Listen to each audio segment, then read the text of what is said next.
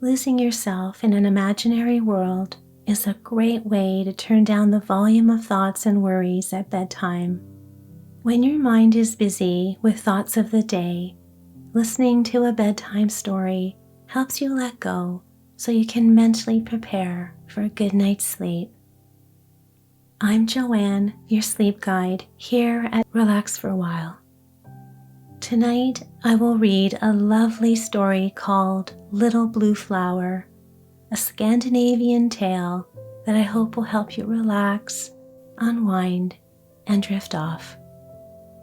So get nice and comfy under the covers and snuggle up tight. Let's begin this sleep journey together now. Rest well, my friend, and good night.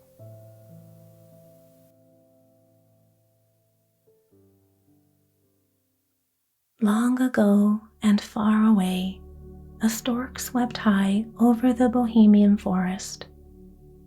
It was a most important duty that had brought him from his own marshes into this mountainous region where far and wide no croak of a frog could be heard. In his beak he carried 2 little children, a boy and a girl, both intended for the knight who lived in the gloomy fortress below. Smaller and smaller grew the circles made by the stork in his flight. Lower and lower he sank towards the earth, until at length he rested on the highest chimney of the castle. Before letting the children slip down the narrow black hole, he paused and looked carefully around. While in the air, this old castle, with its round turrets glittering in the rising sun, had appeared to him a most stately edifice. But now, when quite close, the stork discovered many things that did not please him. The walls were sadly out of repair. There were holes in the roof, while the courtyard was overgrown with weeds. "I do not like this," said the stork, looking thoughtfully down his long red beak. "This place seems to have a very bad landlord. A knight who cannot keep his castle in proper repair certainly does not deserve 2 children. I will take one away with me." Now, which should he have, the boy or the girl? Thought the stork. He looked once more thoughtfully down his long beak and on to the 2 children smiling happily in their dreams. "I think I will give him the boy," he said at length. "He will push his way in this wretched place better than the girl." With these words, he made a movement to throw the little boy down the chimney. This, however, was not so easy as the stork had thought. In their sleep, the little ones had embraced each other and would not let go. "I have never had 2 such willful little creatures in my beak before," exclaimed the stork angrily. Then he began to shake them, at first gently, then harder, and at last so roughly that the children half awoke from their dreams and looked at each other with blinking eyes. After this, the boy held on even tighter to his companion, and no wonder, for the little girl had shown him a pair of blue eyes of such wondrous beauty that there were not many like them in the world. But the stork, now thoroughly angry, gave the poor little fellow a kick that sent him head first down the castle chimney. "Now, what shall I do with the other little thing?" said the stork thoughtfully, scratching the back of his ear. "Ah, yes, I have it," he cried. The little girl had kept on blinking her eyes, and the stork had also seen their beautiful blue. Such eyes can only belong to Norway. High overhead soared the stork. Powerfully his wings clove the air as he sailed away towards the north. In the midst of the blue Baltic Sea, a little wooded island lay sparkling like a green jewel. Here lived Bjorn, a grim old sea king of Norwegian blood. Every year, he and his men plowed the sea with their swift ships, and very rich was the spoil he brought home to his strong castle that stood in the center of the island, defended by wall and moat. To this castle, the stork bore the little maiden on his strong wings. Bjorn and his men were sitting in the spacious hall, drinking from golden cups the sweet wine they had brought back in their ships from the sunny land of Greece. Very wild was their joy when the little maiden came down the chimney, and throughout the whole night their boisterous songs could be heard far across the wide sea, and the little sparkling waves sang in reply a rushing murmuring song to celebrate the arrival of the young child. To our sea king a little daughter has been born, they sang, a beautiful little maiden with eyes blue as the sea, locks fair as the sea foam, and lips rosy as the morning sunrise that gilds the crest of the waves. Even the silly fishes rejoiced, but as they could not sing, they leapt into the air, high up out of the waves, and their scales glittered in the moonlight like gold and silver. For many days and many nights in celebration, Bjorn and his crew drank of the pearly wine. At last, Bjorn could be idle at home no longer. His restlessness grew more and more each day that passed, so he ordered his ships and sailed away, leaving the child, to whom he had given the name of Swanhild, in charge of a faithful nurse. On this voyage, Bjorn encountered more storms and enemies than he had ever done before. Often, while on the tossing billows, he thought with longing of the little one at home. Yet many long years passed before he could finally return home laden with rich spoil. As he set foot on the little island, he was greeted by a beautiful maiden with deep blue eyes, rosy lips, and the fair hair of Norway. Full of joy, Bjorn clasped his lovely child to his heart. Then he sat with his men in the castle hall, drinking the costly Grecian wine. Swanhild had never before seen such noisy feasts. Often, on moonlit nights, she would leave the castle and wander alone on the seashore. One evening, as she wandered, clad in her white garments and with her fair head bent towards the waves, she was seen by a wicked magician who had flown through the air on a black goat. He came from the cliffs of Norway, where he had been sent to seize the soul of a poor Laplander who had stolen his neighbor's reindeer, and he was now traveling to Blocksberg to take this soul to his master, a powerful evil spirit. When the magician saw Swanhild, he was much delighted. He had never before beheld anyone so lovely. But alas, while he was lost in contemplation of her beauty, the soul of the little Laplander escaped and flew away. He let it go. Then, seeking a secluded spot, he at once summoned a number of crabs and water beetles, which he placed in 3 shining seashells. One touch of his staff changed these shells filled with crabs and water beetles into magnificent vessels full of well-armed men. His black goat became a skald and played the harp.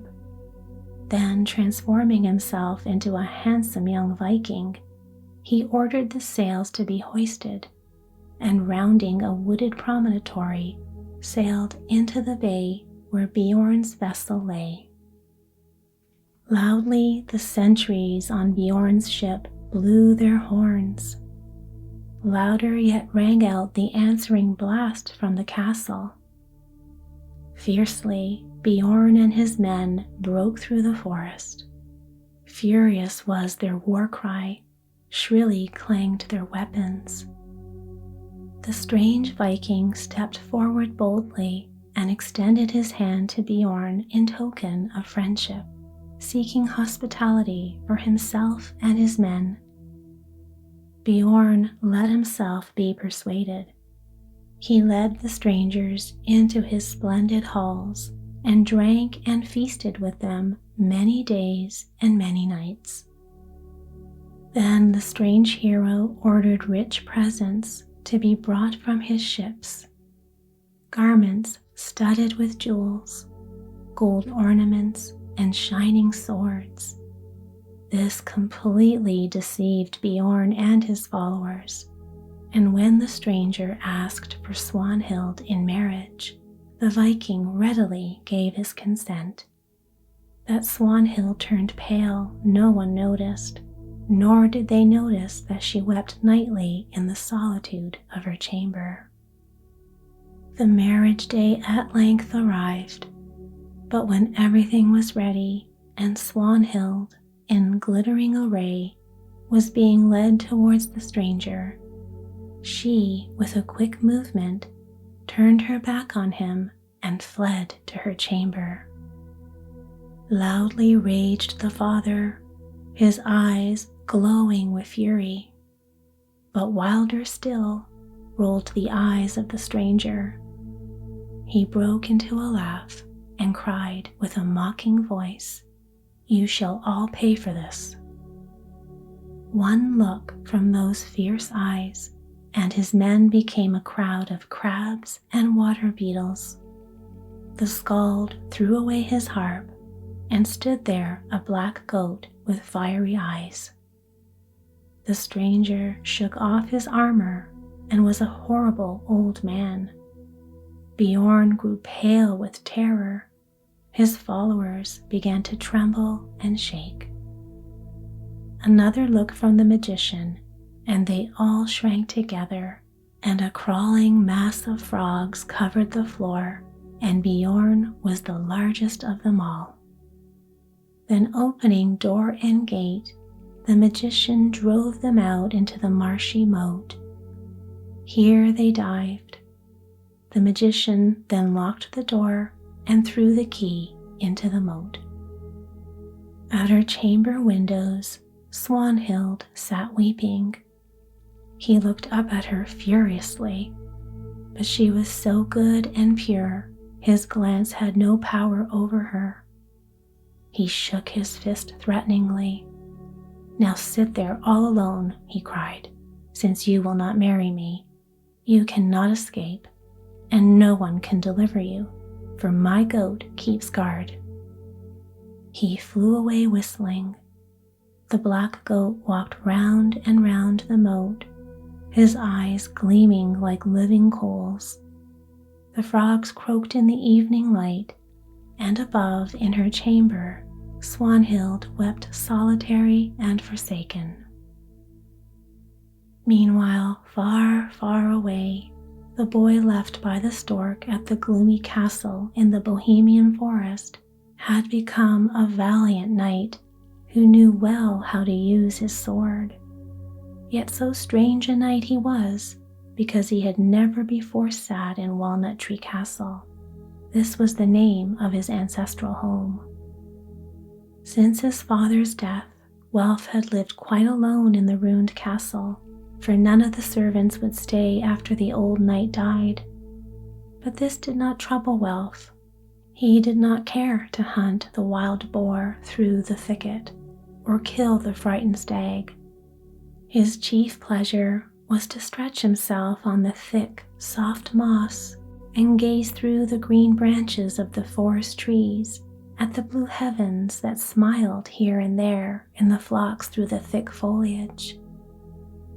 He also loved to seek forest flowers. Little blue flowers were his favorites.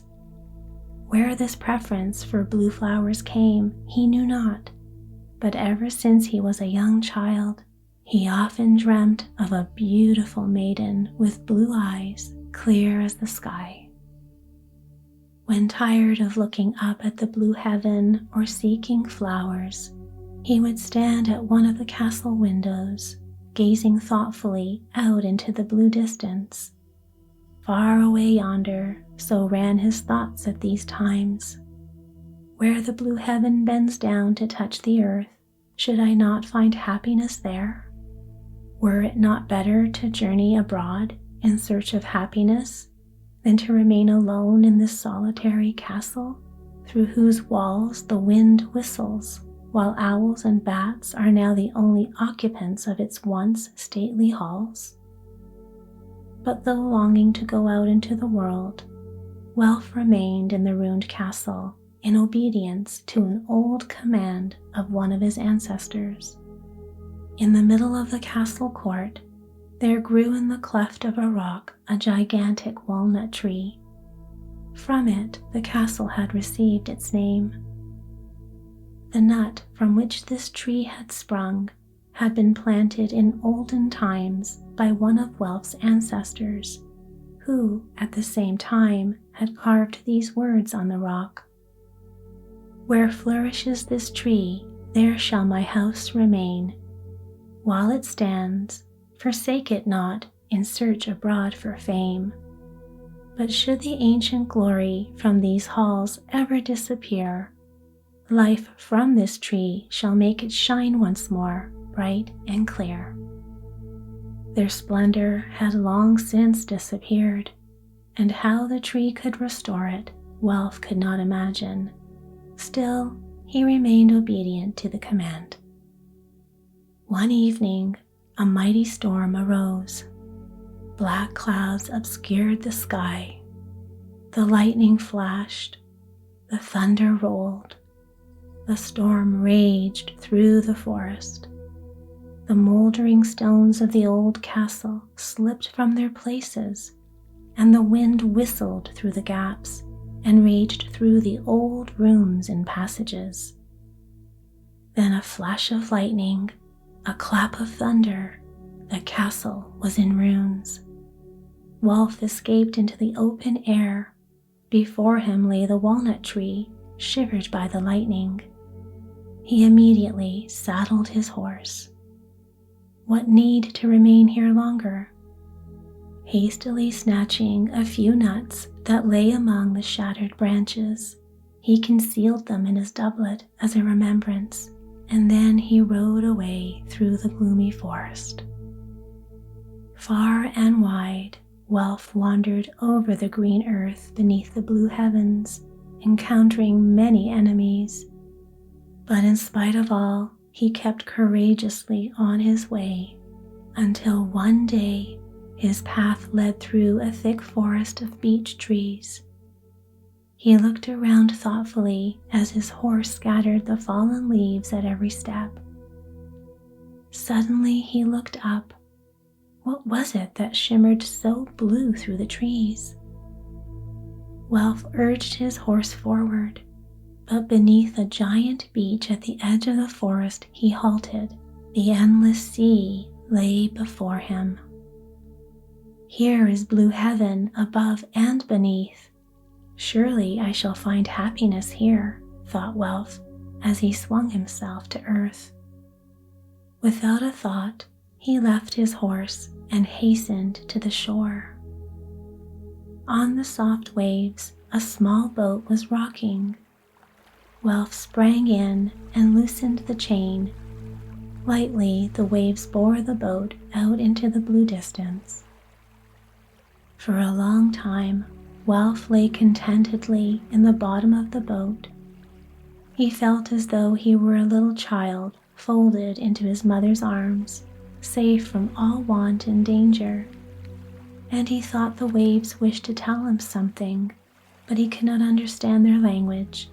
Yet he saw that they bore his boat ever more swiftly forward, and he rejoiced at the increasing speed.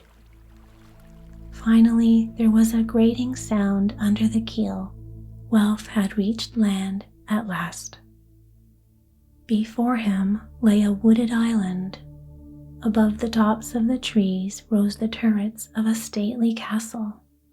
He hastened forward and arrived at the castle moat. An unearthly stillness reigned over all around.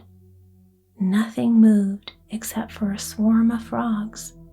These swam round and round in the moat or sat on the leaves of the water lilies and croaked in what seemed to Welf most sorrowful tones. But the largest among them behaved in a most extraordinary manner. He was forever trying to climb up the castle wall, but if after much trouble he managed to get up a little way, he always fell back again. Then he would seat himself on a water lily, look upwards, and wipe his eyes as though he were weeping. Watching with curiosity, Welf also looked up, and his heart leaped for joy. "Happiness at last," he exclaimed. "Those blue eyes!" But suddenly, out of nowhere, a violent push from an angry goat sent him flying into the middle of the moat. Welf felt himself sinking fast. His feet got entangled among the twisted roots of the water lilies. With great difficulty, he managed to keep his head above the water. "And here I must die," said he in anguish. Just then from his doublet sounded soft little voices. "The blessings of your ancestors are near. Do not despair, for help is here." And behold, all around him now began a wonderful rustling and moving. He groped about with his hands and felt that tender little roots had forced their way through his doublet and were taking root in the slime. And all around him he saw little green walnut tree leaves rising out of the water. Twigs followed the leaves, and these again became branches. Welf felt he was being forced upwards. Soon he was safely out of the water. Looking up, he saw Swanhild's blue eyes. He stretched out his arms towards her, and she smiled. Higher and higher Welf was borne. 5 strong walnut trees grew beneath him and bore him up on their branches. Soon he could reach up and touch Swanhild's hands, and finally he sat by her at the window and gazed into her blue eyes. "What is your name?" he asked. "Swanhild," she replied. "It is a very beautiful name," said Welf, "but for my sake you must now be called Little Blue Flower. Ever since I was a child, I saw your eyes in my dreams. They appeared to me like little blue flowers, and every day I searched for these flowers in the forest, but they were never sufficiently beautiful. Now you shall be my little blue flower." And then he gave her a kiss. Shortly after, a fresh movement began in the moat below. The stout frog was able to scramble up the crooked, rough stems of the walnut tree better than up the smooth castle wall. Boldly he climbed, and the whole army of frogs followed him. At length he reached the top. Swanhild gently laid her hand on his head, and instead of the frog, old Bjorn sat on one of the branches of the walnut tree and embraced and kissed both his daughter and Welf. Then the other frogs came, and Swanhild laid her hand on them all. Soon all Bjorn's followers were sitting in crowds on the branches, dangling their legs for joy. Meanwhile, despite all the happiness and joy from the happy reunion, the black goat ran round and round the castle moat in full anger, rolling his great fiery eyes. Just as the last frog was changed, a mighty rushing noise was heard. The magician flew raging through the air. With his magic staff, he struck the poor goat a fierce blow and then rode back on him to Blocksberg. In Blocksberg, things went very badly for him because he came without the soul of the little Laplander, and as such he was severely punished. Bjorn and Welf and all his men joyfully entered the castle through Swanhild's window. A few days later, Swanhild's marriage with Welf was celebrated with great feast and splendor, and they lived together in peace and happiness to the end of their days.